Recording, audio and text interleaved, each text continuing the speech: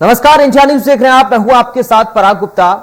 लखीमपुर खीरी हिंसा मामले पर राजनीति लगातार जारी है।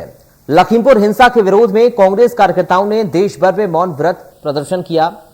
कांग्रेस कार्यकर्ताओं ने मौन व्रत प्रदर्शन करते हुए गृह राज्य मंत्री अजय मिश्रा के इस्तीफे और योगी सरकार को बर्खास्त करने की मांग की। कांग्रेस कार्यकर्ताओं ने प्रदर्शन के बाद राष्ट्रपति के नाम प्रशासन को ज्ञापन सौंपा। कांग्रेस के मौन व्रत पर राज्य के पूर्व मुख्यमंत्री रमन सिंह ने निशाना साधा और कहा कि छत्तीसगढ़ में पंडो जनजाति के लोगों की मौत हुई और किसानों ने आत्महत्या की, लेकिन मुख्यमंत्री और प्रियंका गांधी वहां पर नहीं गए। यूपी में राजनीति करने के लिए पैसे दिए जा रहे हैं। यूपी में प्रियंका गांधी के झाड़ू लगाने से सीटें नहीं बढ़ने वाली। तो वहीं दूसरी तरफ भूपेश बघेल ने रमन सिंह के बयान पर पलटवार किया। भूपेश बघेल ने कहा कि बंगाल की हिंसा पर राज्य में बीजेपी क्यों प्रदर्शन करती थी। रमन सिंह महंगाई को लेकर राज्य में साइकिल चलाकर प्रदर्शन करते थे। भूपेश बघेल ने आगे यह भी कहा कि बीजेपी नेताओं के पास दो गला है, अपने लिए कुछ बोलते हैं और दूसरों के लिए कुछ और बोलते हैं। यूपी के लखीमपुर में हिंसा को लेकर राज्य में बीजेपी और कांग्रेस आमने सामने हैं। बीजेपी लगातार मुआवजे को लेकर भूपेश सरकार पर हमलावर है, तो वहीं कांग्रेस भी लगातार महंगाई और किसानों के मुद्दे को लेकर बीजेपी पर हमलावर है। आज हम राजनीतिक पार्टियों के किसानों को लेकर दोहरे रवैये को लेकर चर्चा करेंगे, जिसमें हमारे साथ कुछ खास मेहमान भी जुड़ेंगे। लेकिन उससे पहले आइए सुनते हैं कांग्रेस के मौन व्रत पर क्या कह रहे हैं राज्य के पूर्व मुख्यमंत्री रमन सिंह। की बड़ी पीड़ा हो रही है, मगर छत्तीसगढ़ की पीड़ा तो करें। छत्तीसगढ़ में किसान आत्महत्या करता है, उसके लिए कोई जाकर संवेदना व्यक्त करने प्रियंका गांधी और इनके हमारे मुख्यमंत्री जी नहीं जाते। भूपेश बघेल जी जब सिलगेर की घटना होती है तो वहाँ पीड़ा व्यक्त करने नहीं आता केंद्रीय नेतृत्व प्रियंका जी, और वहाँ जाकर 50 लाख रुपया वहाँ जाकर दे रहे हैं उदारता। यहाँ के आदिवासियों के ऊपर गोली चली, 3 लोग मारे गए, उनके लिए पंडो मारे गए 30-40 लिखित रिपोर्ट में है। वो प्रिमिटिव ट्राइब्स के पंडो, उनके लिए 5 पैसा देने को तैयार नहीं है, मगर 50 लाख रुपया वहाँ जाकर बांट रहे हैं, सिर्फ और सिर्फ राजनीतिकरण का काम है। उनको लग रहा है चुनाव के समय जितना ज़्यादा नाटक कर सकते हैं कर लें, मगर उत्तर प्रदेश में उनका पिछली बार जैसे हालत होगा, दहाई में जाने की स्थिति न है, न थी, न बनेगी।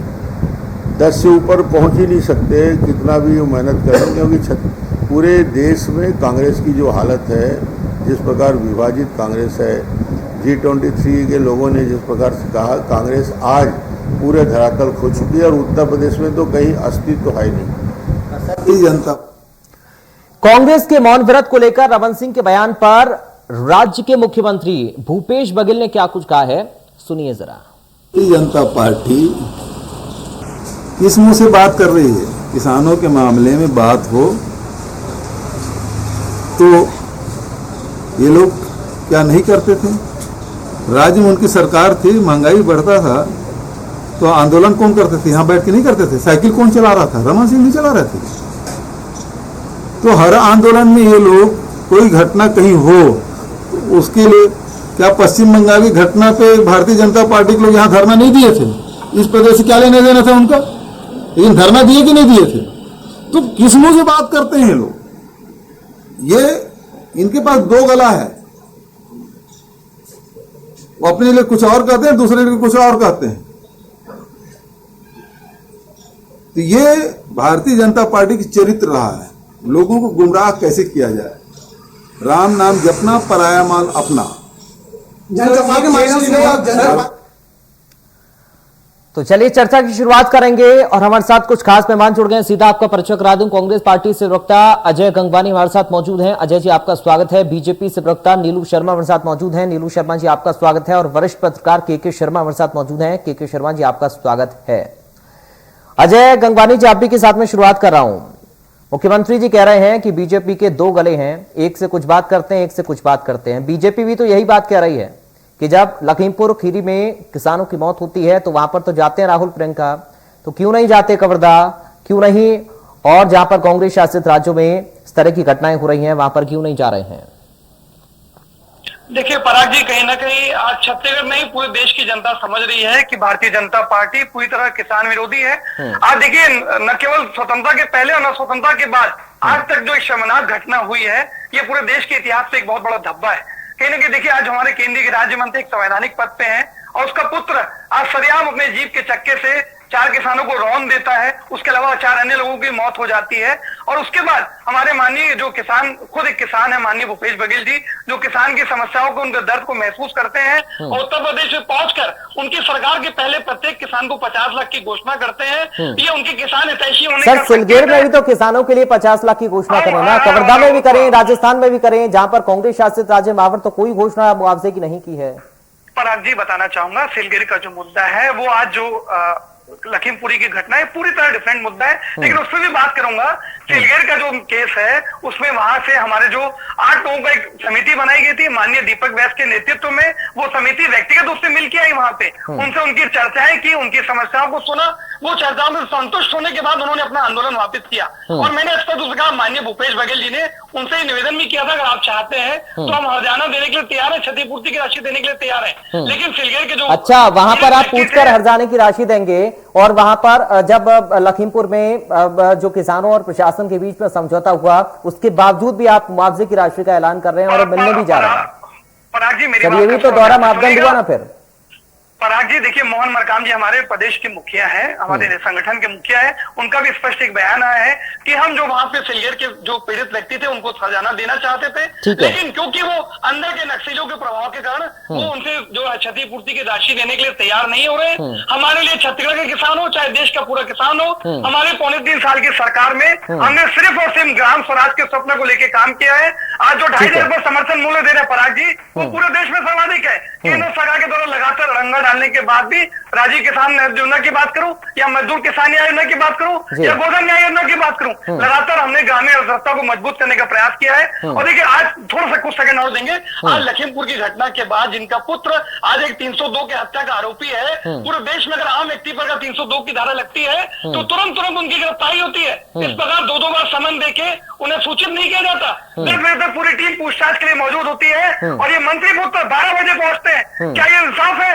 संविधान और कानून पूरे देश की जनता के लिए फैसला होना चाहिए। आज माननीय सुप्रीम कोर्ट ने भी स्पष्ट रूप से उन्हें हटा लगाया है कि इस प्रकार जो कानून के दोहरापन है वो पूरी तरह से गलत है। उत्तर प्रदेश सरकार के लिए सबके लिए कानून एक जैसा होना चाहिए। ठीक है नीलू शर्मा जी, आपको मौत पर सियासत नजर आ रही है, किसानों के ऊपर गाड़ी चढ़ा दी जाती है, शुद्ध किसानों की नहीं ली जा रही है, लगातार 10 महीने से ज्यादा आंदोलन कर रहे हैं किसान, आप लोग तो उनकी शुद्ध नहीं ले रहे हैं, जब विपक्ष वहां पर जा रहा है तो आप लोग कह रहे हैं कि सियासत हो रही है।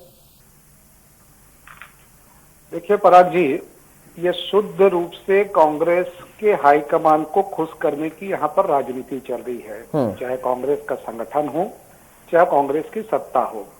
माननीय मुख्यमंत्री जी इतने ही संवेदनशील हैं तो अपने इस प्रदेश के एक जिले में अभी तक झांकने नहीं गए हैं जहां सांप्रदायिक उन्माद हुआ। निश्चित रूप से वहां के विधायक इस प्रदेश के कैबिनेट मंत्री हैं।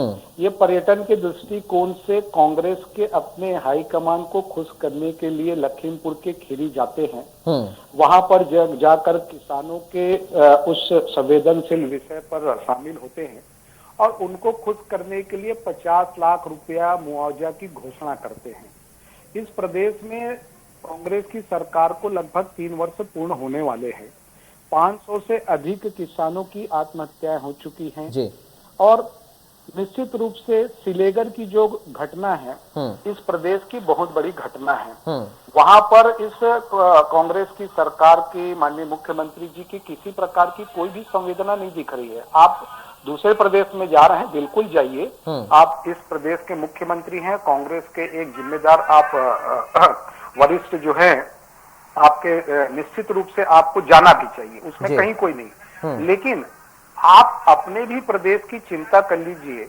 जिस प्रदेश में यहाँ पर अनाचार हो रहे हैं, जिस प्रदेश में पंडो जाति जो संरक्षित जनजाति है, जो राष्ट्रपति के गोद पुत्र कहलाते, उनकी वहां पर मृत्यु हो रही है कुपोषण से, जिस प्रदेश में माफियाओं का राज चल रहा है, जिस प्रदेश में कानून की लचर व्यवस्था है, उस प्रदेश में आपको जनता ने 2018 में मैंडेट दिया और भारी बहुमत दिया। इस बात को कि आप एक बेहतर जो है वो शायद शासन दे सकते हैं, लेकिन आज जनता इन 3 वर्षों में सर, अगर आप कानून व्यवस्था की बात करेंगे तो फिर गोरखपुर का भी जिक्र होगा, कानपुर का जिक्र होगा। कैसे एक परिवार व्यापारी की पत्नी परेशान है इस वक्त और कानून की रखवाली करने वाले ही कानून को हाथ में ले रहे हैं, फिर वहां की कानून व्यवस्था पर भी सवाल उठेगा। देखिए पराग जी, यूपी की जो घटनाएं हुई है निश्चित रूप से निंदनीय है और कानून वहां अपना काम कर रहा है। वहां के माननीय मुख्यमंत्री जी जो हैं वो उन्होंने 24 घंटे के अंदर उस पर जांच के आदेश दिए। 24 घंटे के अंदर जो लखीमपुर की बात कर रहे हैं हमारे साथी प्रवक्ता जो है वो स्वाभाविक रूप से उनको भी इस बात पर सर इनामी पुलिस वाले अब गिरफ्तार हुए हैं और घटना कब हुई है? मैं एक जो मेरी बात तो पहले पूरी होने दीजिए पराग जी। हाँ। मैं लखीमपुर के भी विषय पर जो है आना चाह रहा हूँ। वहां पर भी जो डेमोक्रेसी की बात करते हैं कांग्रेस के लोग, हमने वहां पर जो है लखीमपुर जाने के लिए इनको परमिशन दिया 5 लोगों को और 5 लोगों के बदलाव जो है ये पूरे कार्यकर्ताओं के साथ जा रहे थे। हाँ, और रही बात इस प्रदेश में जब थोड़ा सा रुक जाइए प्लीज, अजय जी थोड़ा सा रुक जाइए, मैं आ रहा हूँ आपके पास। नीलू जी अपनी बात पूरी करें जल्दी से, उसके बाद के शर्मा जी आपके पास में आ रहा हूँ। मैं वही बोलना चाह रहा हूँ कि जब इस प्रदेश में कवर्धा की घटना होती है, माननीय मुख्यमंत्री जी यहाँ पर संज्ञान नहीं ले रहे हैं, यहाँ की जो कानून की, आप अपना पहले प्रदेश देखिए ना साहब, प्रदेश पहले देखिए। निश्चित रूप से आपकी जिम्मेदारी, आप यहाँ के मुख्यमंत्री हैं, जनता ने आपको जिताया है, मैंडेट दिया है, आपके राइट्स है यहाँ पे। आप वहाँ पर एक आपके विधायक जो है इस प्रदेश के कैबिनेट मंत्री हैं, सांप्रदायिक उन्माद 15 सालों के भारतीय जनता पार्टी की सरकार, ठीक है, और इस प्रदेश में 15 साल भारतीय जनता पार्टी ने राज किया है। किसी भी 15 साल में, अरे जिला तो दूर, तहसील में कर्फ्यू नहीं लगा है। रही बात इंटरनेट जैसी एक महत्वपूर्ण सेवा 3-3 दिन इस प्रदेश में, ठीक है, ठीक है, और कंप्लीट करें सर। और सबसे बड़ी चीज है कि आपके यहाँ के गृह मंत्री जी भी मोनी बाबा बने फिर रहे, तो कहाँ जा रहा है प्रदेश? ठीक है सर, ठीक है अजय जी मैं आपके पास आ रहा हूँ, थोड़ा सा रुक जाइए। के शर्मा जी, आपने दोनों पार्टी के नेताओं को सुन लिया सर, दोनों पार्टी के नेताओं को आपने सुन लिया। उधर सीएम कह रहे हैं कि बीजेपी के पास 2 गले हैं, 2 तरीके की बातें करती हैं। इधर बीजेपी आरोप लगा रही है कि दोहरे मापदंड कांग्रेस पार्टी अपना रही है। सर जहां पर चुनाव है वहां पर तो राजनीतिक लाभ और सबकी अपनी अपनी सियासत, क्या यही असली सच है? बात यहाँ सिर्फ हो रही है कि किसान के सबसे बड़े हितैषी कौन है। हाँ, और किसान के हितैषी के साथ यहाँ सभी मुद्दे लगभग जुड़ गए। कवर्धा वाली बात भी आ रही है, बीजापुर सिंगेर का मामला, 3 आदिवासी, वो भी बात आ रहा है। फिर उत्तर प्रदेश की घटना को लेकर आ रहा है, वहाँ 50 लाख दिए तो यहाँ के किसानों को क्यों दे रहे हैं? आदिवासी जो गोली लगी, ये डिटेल आ रहा है। किसान के मामले में भी छत्तीसगढ़ में स्थिति है कि आज राइस मिलरों की एक बैठक हुई है। दूसरी धान खरीदी को लेकर उप समिति, मंत्रिमंडल उप समिति की कल बैठक होने वाली है। कब से धान खरीदी शुरू होना है, कितना धान खरीदना है? 61 लाख मीट्रिक टन जब केंद्र सरकार खरीदने के लिए तैयार हो रहा है तो आपके पास क्या स्थिति, कितना खरीदेंगे? अभी भी आपके पास 36 लाख मीट्रिक टन धान, 36,000 मीट्रिक टन, 90 करोड़ रुपए का धान आपके पास पड़ा हुआ है। इतने बरसात के बाद उसकी क्या स्थिति होगी ये आप और हम हर कोई समझ सकता है। अब इस धान को लेने के लिए उनको कहा जा रहा है तो एक केमिकल टेस्ट की बात आ रही है राइस मिलरों के पास कि 2 महीने के बाद का चावल आपका नहीं ले पाएंगे। अब जब 2 महीने बाद का नहीं लेंगे तो आप तो 10 महीना पुराना धान अभी दे रहे हैं मिलिंग के लिए, वो कितना होगा? केमिकल में पास नहीं हो पाएगा, ये एक समस्या आ रही। दूसरी चीज इनकी आ रही, जब पैसे की जो दिक्कत आ रही है कि इनके पास जब 1000 करोड़ रुपए के बाद जो आज मुख्यमंत्री ने कही है कि हमको पैसा दे दो, तो केंद्र और राज्य के बीच एक विवाद की स्थिति लगातार आ रही है। चाहे पश्चिम बंगाल की बात या महंगाई को लेकर मुख्यमंत्री जी कहना चाहते हैं। 2 गला की बात यह कि आपका स्थिति बनता है क्या? आप सबसे बड़ी बात है कि आप जो उत्तर प्रदेश में 50 लाख दिए, ठीक है सहानुभूति का मामला है, लेकिन किस मत से दे रहे हैं? क्या राष्ट्रीय स्तर पर हर जगह क्या पार्टी स्तर पर इसको फंड को देना चाहिए कि एक सरकार दूसरे सरकार के क्षेत्र में जाके किस ढंग से पैसा देगी? क्या एक मतलब राष्ट्रीय स्तर पर क्या समस्या इसके लिए पैदा होगी? इस पर दोनों राजनीतिक दलों को विचार करना चाहिए। एक दूसरी चीज, किसान के हितैषी की बात को लेकर आ रहा है तो 35 जो धान 5 किलो वाला आप देख रहे हैं केंद्र के पैसे को लेकर, छत्तीसगढ़ में अलग बात है, हम तो 35 दे ही रहे हैं, उसी में वो समाहित है करके। तो हर प्रकार से बात ये आ रही कि किसान को लेकर कल मुख्यमंत्री ने वहाँ वाराणसी में एक सभा में ये बात भी कही कि हम यहाँ पे जो यहाँ की स्थिति, छत्तीसगढ़ में 2500 रुपए प्रति क्विंटल की दर से धान खरीद रहे हैं, यहाँ वहाँ यदि प्रियंका गांधी मुख्यमंत्री बनती है तो हम वहाँ भी इसी रेट पे धान खरीदेंगे। 2 रुपए किलो गोबर खरीदी की बात को वहाँ पे वे अपने कह रहे हैं कि छत्तीसगढ़ एक ऐसा राज्य है जहां पे ऐसी स्थिति आ रही है कि हम बिजली बना रहे, तो कुल मिलाकर छत्तीसगढ़ कांग्रेस के लिए एक आदर्श राज्य बन चुका है, जिसको चुनाव में उत्तर प्रदेश में प्रस्तुत करने का एक बेहतर एक मॉडल के रूप में प्रस्तुत करने का प्रयास हो रहा है। मुख्यमंत्री भूपेश बघेल पर्यवेक्षक हैं और उनकी जो योजना जो अभी तक चलाई है, चाहे धान खरीदी का मुद्दा हो, चाहे वो मतलब ऋण जो किसानों का था, वो मुझे लगता है कि उत्तर प्रदेश के घोषणा पत्र में ये सभी विषय आएंगे।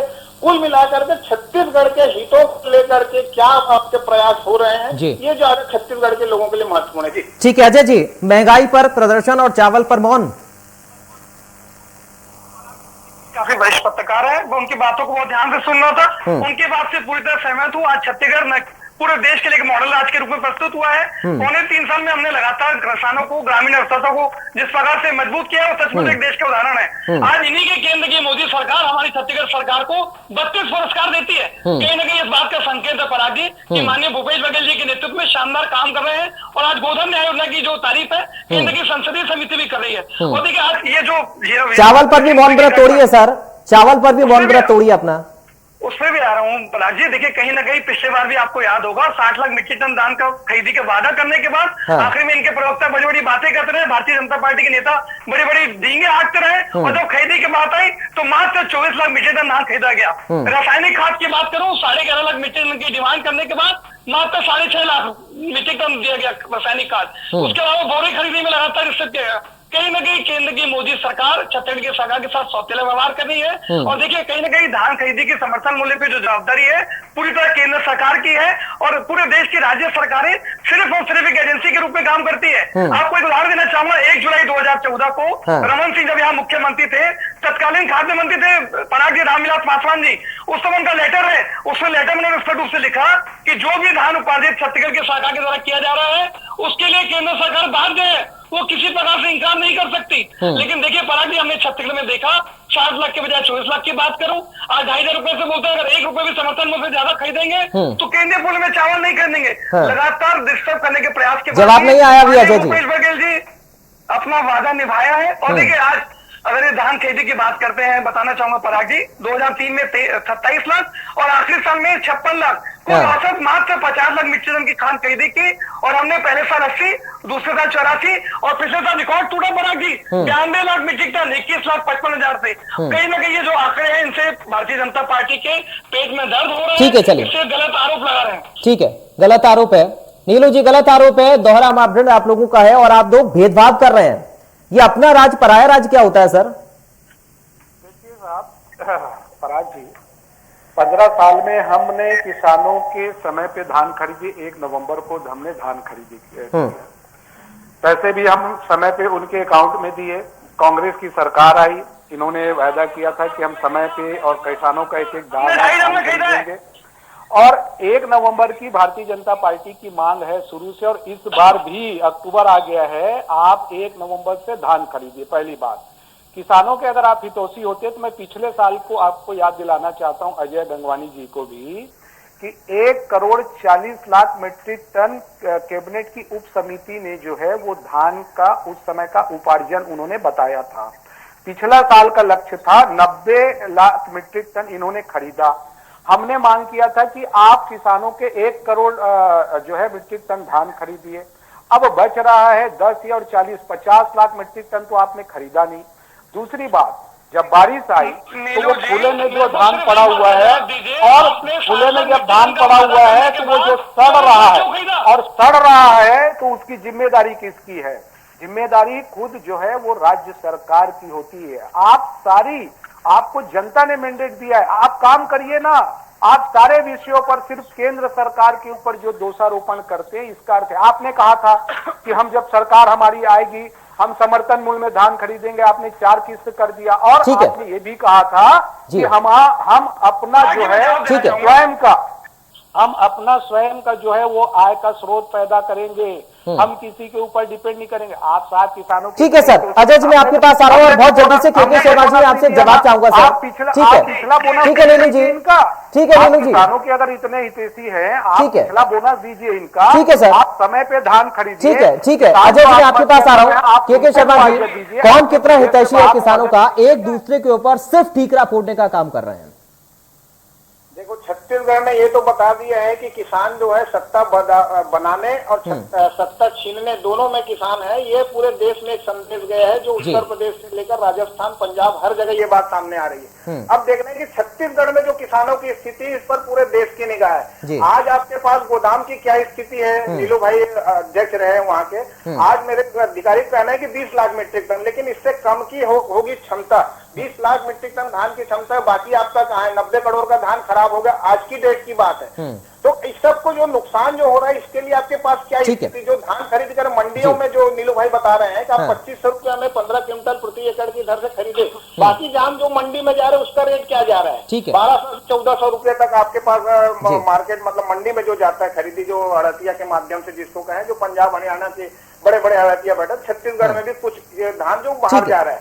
कुल मिलाकर के एक एक दाना धान खरीदने की जो बात आती है, वो एक मुद्दा है ये छत्तीसगढ़ में। दूसरा चीज, जो आप जो 2500 रुपए में खरीद रहे हैं, तो 2500 खरीदी के बाद बाकी जान जो खराब हो रहा है, 2500 के हिसाब से ही है, वो इतना ही नुकसान हो रहा है। तो इस नुकसान की भरपाई के लिए जिम्मेदारी कौन है? ठीक है अजय जी, के माध्यम से ठीक है, चावल देके कहीं ना कहीं आप बचाने का प्रयास करें। ठीक है अजय जी, एक फाइनल कमेंट बहुत जल्दी से सर, समय कम है प्लीज। पराग जी देखिए, कहीं ना कहीं 7 लाख के वादे करने के बाद 24 लाख मीट्रिक टन धान खरीदते हैं। इसके लिए जो धान की बर्बादी हो रही है, पूरी तरह केंद्र सरकार जिम्मेदार है। उसके बाद जो अतिरिक्त चावल है, लगातार उसके धान से एथेनॉल बनाने की परमिशन मांगते हैं, तो वो भी केंद्र सरकार देने के लिए तैयार रही है। तो कहीं ना कहीं देखिए, पूरी तरह जो है ये छत्तीसगढ़ के साथ सौतेला और दोहरा व्यवहार कर रही है। और जितना भी नुकसान हो रहा है किसान अन्नदाता के पैसे का, उसके लिए पूरी तरह केंद्र की मोदी सरकार जिम्मेदार है। ठीक है, कुल मिलाकर सारी बातें किसानों के ऊपर है। नीलू जी, फाइनल कमेंट एक आपका बहुत जल्दी से। राशन कार्ड बना के ठीक है, नाम घोटाला करने वाले आज हमको प्रश्न पूछ रहे हैं। ठीक है, देखो इनका नैतिक दादा नहीं बनता इनका। ठीक है नीलू शर्मा जी, एक फाइनल कमेंट आपका बहुत जल्दी से। देखिए पराग जी, स्पष्ट यह है कि कांग्रेस को यहाँ की जनता ने मैंडेट दिया है, आप यहाँ के विकास पर पहली प्राथमिकता में फोकस करिए, किसानों की, गरीबों की, नौजवानों की चिंता करिए। और सबसे बड़ी चीज आप बात करते हैं, मैं प्रधानमंत्री गरीब कल्याण अन्न योजना के अंतर्गत कोरोना के महामारी में प्रति व्यक्ति 5 किलो चावल देने की जो बात हुई थी, उसको भी आप डकार गए। आप जो है, ठीक है, आप जो है उसको भी डकार गए। ठीक है, जवाब नहीं है सर किसी के पास, आप लोगों के पास सिर्फ एक दूसरे के ऊपर आरोप लगा रहे हैं। यहाँ के जवाब सर किसी के पास नहीं, जनता की बात, जवाब किसी के पास नहीं, बात करते हैं, नौजवानों की बात करते हैं, कहाँ है आप? अच्छा, मुझे अजय बात सब करते हैं, काम कोई नहीं करता। बहुत शुक्रिया सर, समय आज मुझे इजाजत दे रहा है। आप लोगों से इजाजत मैं चाहूंगा। नीलू शर्मा जी, अब वक्त नहीं है मेरे पास। बहुत शुक्रिया चर्चा का हिस्सा बनने के लिए। अजय जी आपका बहुत शुक्रिया, और साथ ही के शर्मा जी आपका बहुत शुक्रिया। आदिवासियों की बात करें, किसानों की बात करें, राजनीति सब करते हैं, नाम सब इन लोगों का लेते हैं, लेकिन सवाल यह है कि असल में काम कौन करता है। फिलहाल दीजिए इजाजत, नमस्कार।